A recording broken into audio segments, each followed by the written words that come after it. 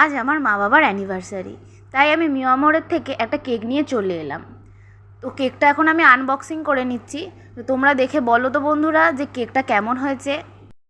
যদিও কেকটা আমি খুব ছোটোই এনেছি, কারণ বড় কেক আনার মতো উপযুক্ত এখনও আমি হইনি, আর সেরকম সামর্থ্যও আমার নেই যে অনেক বড় কেক এনে মা বাবার অ্যানিভার্সারি সেলিব্রেট করব। তা চলো কেকটা খুলে নিয়ে মা বাবার কাছে নিয়ে যাই। তো দেখো মা বাবা কেক কাটিং করার জন্য রেডি হয়ে গেছে, আর নাইফটা নিয়েও নিয়েছে কেকটা কাটিং করবে বলে দুজনে একসাথে।